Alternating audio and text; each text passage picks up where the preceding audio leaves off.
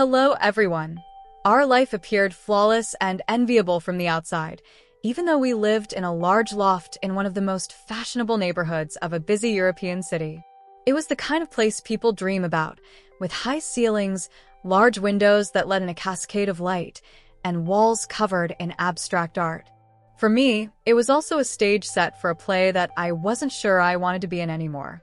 My name is Alice, and I'm a chef who loves to create innovative dishes that push the limits of tradition. My husband Victor is a tech entrepreneur who made his startup a household name. We met when we were young, both of us with stars in our eyes and aspirations of becoming a couple. We became the couple that everyone admired, with dinners at Michelin-starred restaurants, exclusive parties, and vacations at luxury resorts all captured in glossy photos on social media. But the reality behind those photos was different as Victor's business grew, and he spent more time away from us. When he was at work or in his study, his eyes were fixed on his laptop screen, and his fingers were tapping away as though he was solving a problem that no one else could comprehend. Our conversations had become transactional, full of the routine logistics of life, such as groceries, schedules, and upcoming meetings, and the warmth we once shared had vanished. One evening, everything became too obvious. I had spent the entire day preparing a special dinner, which was a simple dish, but one of the. Victor arrived late as usual, his face buried in his phone. He looked up for a moment, giving me a quick kiss on the cheek and saying, "This looks amazing, Alice." Victor's favorite dish, homemade tegel with a creamy truffle sauce and crisp white wine from a vineyard we'd visited together years ago, was meant to be a surprise and a small reminder of the romantic moments we once shared. I lit a couple of candles and set the table, feeling a flicker of excitement. Going back to his emails, I waited for him to put the phone away, but instead he ate mechanically, barely tasting the food I had put my heart into. When I asked him about his day, he gave me a brief clip response, clearly focusing his attention elsewhere. That night, I went to bed early, and I lay there in the dark, listening to the sounds of the city coming in through the window. Victor didn't join me until hours later, as he slipped into bed. I decided to go for a walk on a warm summer evening, the kind when the streets are crowded with people laughing out of wine bars and cafes. I wandered aimlessly, letting my feet take me wherever they wanted until I found myself standing in front of a small tucked-away bookstore. It was easier for both of us to pretend that I was already asleep, as it was easier for us to pretend that the next day I needed to leave the loft because I couldn't handle the silence and emptiness that echoed despite the beautiful space. The shop was exactly as I remembered it, like a small pocket of time preserved in the midst of the city's constant change. I walked through the aisles, running my fingers over the book spines, feeling a wave of nostalgia. It was one of those charming but slightly chaotic stores, full of mismatched furniture, piles of books, and the faintest sea of old paper. I hadn't been here in years without thinking. The doorbell chimed softly as I entered, and the store was exactly as I remembered it. For a brief moment, I felt like the carefree girl I used to be before marriage and the pressure of creating the ideal life. I was about to leave when I heard a familiar voice behind me, Alice. I turned to see that Max was there. He looked different but the same. The boyish face I remembered had a few more wrinkles, and his carefree smile was tempered with a hint of something deeper and more seasoned. He was holding a stack of books, obviously in the middle of moving a shelf, but his eyes brightened when he saw me. Max had always been one of my closest friends in culinary school. We had shared aspirations of traveling the world, opening our own restaurants, and leaving our mark, but life had led us down different paths. He told me he had spent some time in South America. No time had passed at all. I breathed, feeling a rush of warmth and surprise. "I can't believe it's you." He smiled, setting the books down on a nearby table. "Hey, what are you doing here?" Max wasn't like Victor. Instead of looking at his phone every few seconds or appearing distracted by 1,000 other things, he was present and truly listening to me. It felt like a balm for my aching heart, and we ended up sitting on one of the old, worn couches in the back of the store, sharing stories. Years had passed since his mother passed away, and he had bought the bookstore, which he admitted was struggling, but that gave him a sense of purpose. The night air felt cool against my skin as I walked back through the city streets, and I realized I was smiling. I didn't tell Victor about the bookstore or Max when I got home because he was still working hunched over his laptop, and I slipped into bed quietly, just like that. It was getting late, but I didn't want to leave for the first time in a long time because I felt truly seen and heard. It was a small thing, but it meant everything. The bookstore became my haven, and I began going there far more frequently than I had planned or would admit to myself. It wasn't just the allure of the place or the comfort of being surrounded by old books. It was Max's quiet strength and the way he seemed to breathe life back into my life. He had the night before, but I couldn't sleep because my thoughts kept returning to the warmth of Max's smile, the sound of his laughter, and the feeling of being truly connected with someone again for the first time in a long time. Max had his own burdens, and I could tell that he shared bits and pieces over time about how he had traveled the world after culinary school chasing dreams before returning home because his mother's death had hit him hard. I thought that part of me had long since withered away, but we would talk for hours about books, music, the newest food trends, and the nostalgic dishes we used to make together back in culinary school. I found myself laughing with him in a way I hadn't in years. Taking over the bookstore was. He carried a kind of quiet optimism that made me want to be around him and made me feel lighter just by being near him. One day, I brought over a basket of fresh produce from the market, and Max's eyes lit up when he saw it. Without saying a word, we moved into the small kitchen at the back of the store, which was barely big enough for the two of us. It wasn't easy, and I could see the weariness in his eyes at times, but he remained cheerful and resilient despite everything. Cooking with Max was different. It wasn't just about preparing a meal. It was a shared experience full of unspoken understanding and a sense of playfulness. I'd forgotten that he would tease me about my precision and how I still insisted on perfectly dicing the onions. Instead, it felt intimate, like our own little worlds hidden away from the noise outside. We fell into an easy rhythm while chopping vegetables, stirring sauces, and occasionally brushing our hands against one another. We began having lunch together on a regular basis, a simple ritual that turned into the highlight of my week.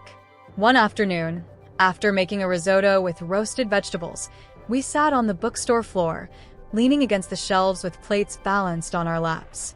The rain had begun outside, tapping softly against the window, and the rich aroma of the food Max poured us blended with the memories of the time he almost burned down our class kitchen while attempting to flood a sauce. We each had a glass of wine, and as we ate, the conversation slowed and eventually fell into a comfortable silence. I noticed Max staring at me, his face unreadable and almost thoughtful. It made me feel both vulnerable and oddly safe, as if he was seeing a side of me that no one else had seen in a long time. "What is it?" I asked, putting my empty plate aside. Max took a sip of his wine and then carefully put the glass down, as if he were collecting his thoughts. "I've thought about you a lot over the years, Alice." His words were like a knife piercing through the layers I'd accumulated over the years, and I wanted to laugh it off as a joke, but the look in his eyes stopped me. He wasn't kidding. He was serious, and his gaze held mine with an intensity that made my pulse quicken. "I don't know if she's still there," I admitted, my voice barely above a whisper, and it was a truth I hadn't even dared to say out loud to myself. "Max." He leaned closer, his face inches from mine, and gently brushed a strand of hair behind my ear. The touch was tender and gentle, and I felt a chill go down my spine. I closed my eyes for a moment, overwhelmed by the sudden wave of emotions that swirled together, pulling me under. When I opened them, Max was still staring at me, his expression a mixture of hope and something deeper that I couldn't quite put my finger on, and then the rain outside suddenly turned into a full summer storm that pounded against the. We remained huddled together, listening to the rain as it swept over the city, while the lights flickered and cast long shadows across the floor. Max murmured, his voice barely audible over the storm, and I nodded, unable to find my voice. We spoke softly and tentatively, as if we were afraid of shattering the fragile bubble that had formed around us. The air felt thick with emotions that I wasn't ready to name but couldn't ignore. Max reached out again, his hand cupping the side of my face. He hesitated for a moment, as if giving me a chance to pull away, but I couldn't. I leaned into his touch, my eyes fluttering shut. It felt like everything had led up to this moment. Weeks of shared laughter, quiet glances, and unspoken words. The pull between us felt like a current pulling me close, and I knew he felt it too. Eventually, our voices faded, replaced by the rhythm of the rain and the silence that filled the space between us in the dim light of the bookstore. I melted into it, the world outside vanishing until only the rain, the warmth of his hand against my cheek, and the gentle press of his lips on mine remained. Max's lips were on mine before I realized what was happening. The kiss was slow and tentative at first, as if we were both testing the waters. It was a kiss full of years of missed opportunities and all the things we had never said. It tasted like the wine we shared, sweet and a little sharp, a reminder of something long forgotten. Max put his forehead against mine, his eyes closed, and his breath came out in irregular bursts. "I've missed you," he whispered. "I've missed you too." For a long moment, we just stayed like that, wrapped in the silence of the storm, knowing that no matter what happened next, nothing would ever be the same again. The kiss in the bookstore left a mark that wouldn't fade, a line that crossed that I couldn't uncross from the moment I stepped. Victor was in his study, the light from his computer screen casting a blue glow across his face. He didn't even look up when I walked in. I stood there for a moment, the air thick with the smell of the rain and the taste of Max's kiss on my lips, waiting. I knew something fundamental had changed because every step I took on my way home felt heavier, like I was dragging a weight behind me. By the time I got to our loft, I was soaked to the bone. I went to the bathroom, closed the door, and stared at myself in the mirror. I looked the same, but I felt like a stranger. My skin was flushed, my eyes were brighter than they had been in years. It was the look of someone who was alive and had felt something real, something powerful, but it was also the look of a woman who had betrayed everything she was supposed to stand for over the next few years. I half expected Victor to notice something was different, but he just murmured a distracted, "Hey babe," before turning back to his screen. I nodded, unable to speak. It felt like I was living two lives in the loft for a few days. I was the ideal wife, smiling, cooking, and keeping everything in order. Victor didn't notice, or if he did, he didn't say anything. Our routines continued the same meaningless rituals that had become our marriage.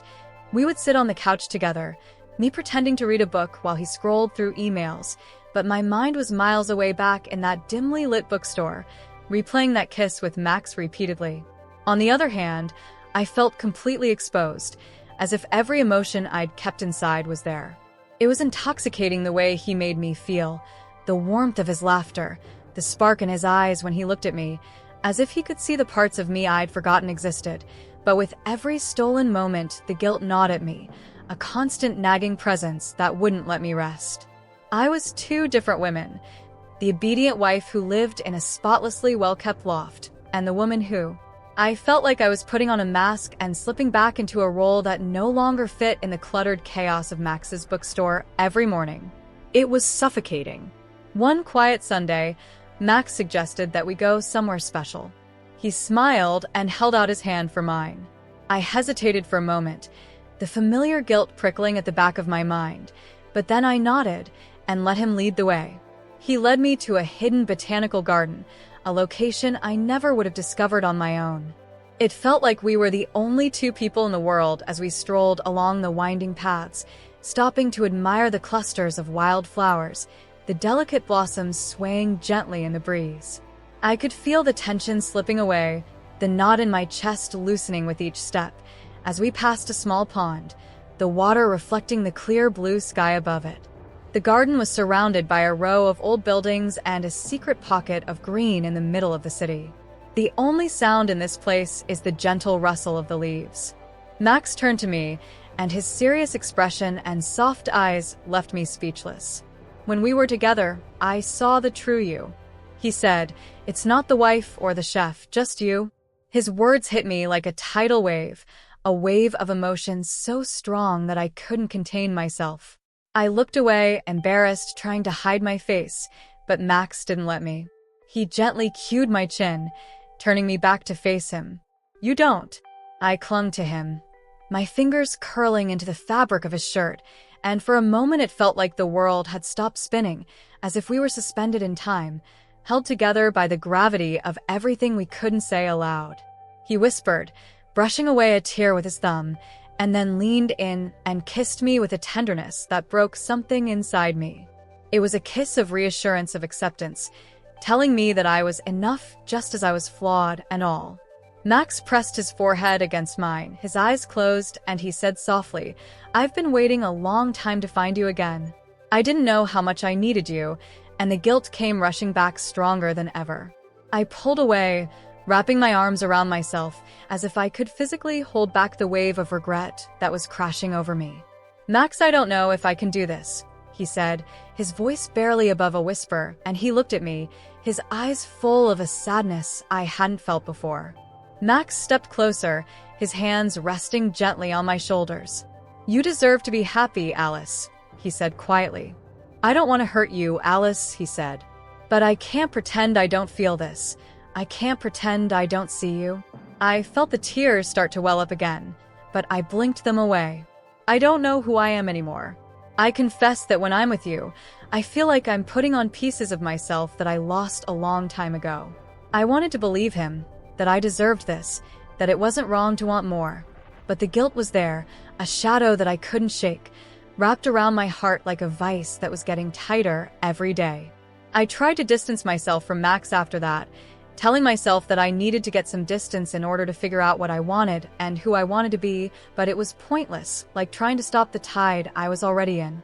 It was a crisp autumn night, the kind that gives the city a quiet electric energy, and Max had texted me earlier that day with an invitation. His message was simple, but packed with meaning. "Meet me tonight." I couldn't control the current that pulled me in every time I walked into the bookstore and saw Max's smile. It was like standing at the edge of a cliff, knowing I should push back, but feeling the irresistible urge to jump every time I took one more step closer to the edge. "Have a place I want to show you." I knew I should stay home with Victor, who was wrapping up a late conference call, unaware of the storm that was simmering just beneath the surface of our lives, but I couldn't resist, I never could, when it came to Max. The bar was tucked away on a side street in a dimly lit jazz club that seemed to be from a bygone era. Candles flickered on small round tables, casting dancing shadows across the room, and the air was filled with a smoky, soulful melody and the sound of a saxophone wrapping itself around us like. Max ordered 2 glasses of red wine, the kind that leaves a dry, heady taste on your lips. I sipped mine slowly, feeling the heat of the alcohol slide down my throat, loosening the knot of anxiety I'd been carrying for weeks. We sat in a lover's embrace, where the light barely touched us, and we took a seat near the back where the silence between us filled with unspoken words. I turned to Max and watched as the candlelight softened his features, making him appear younger almost. I took a deep breath, my hand shaking slightly as I reached out to touch his Max, and I whispered, barely audible over the music, "I don't want to hurt you, but I'm afraid I already am." Boyish. It struck me how familiar he had become, as if he had always been a part of my life, woven into the very fabric of my existence. He was staring at me with that same intense gaze, the one that made me feel exposed, as if he could see right through the walls I'd carefully built around myself. I felt the sting of tears at the back of my eyes, but I blinked them away because I couldn't cry here, not now, and I couldn't let myself fall apart in front of him, even though he was the only one who had seen all the broken pieces of me and still wanted me.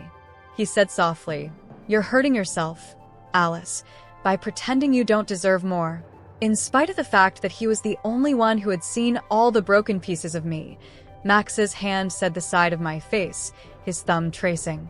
When his lips met mine, it was different this time, filled with a searching passion that made my heart twist painfully in my chest. It was a kiss that felt like goodbye, as if he was trying to memorize the taste of me and the feel of my skin in case he never got the chance again. I melted into him, allowing myself to be carried away by the sensation of emotions I couldn't describe. The curve of my cheek had a desperate touch, and a pleading that went beyond words. He leaned in slowly, as if he was giving me time to pull away, but I couldn't. Max put his forehead against mine, his eyes closed, his breath ragged and uneven, and he didn't say anything, just held me close, as if he were afraid to let go. "You deserve more, Alice," he whispered. "You deserve to be loved the way you want to be loved." It felt like the entire world had vanished, leaving only the two of us wrapped up in music, the darkness, and the fleeting taste of something that felt dangerously close to happiness. When we finally pulled apart, I was breathless, my chest heaving as if I had run a marathon. I knew he was right deep down. I'd known it for a long time, but knowing it and accepting it were two different things.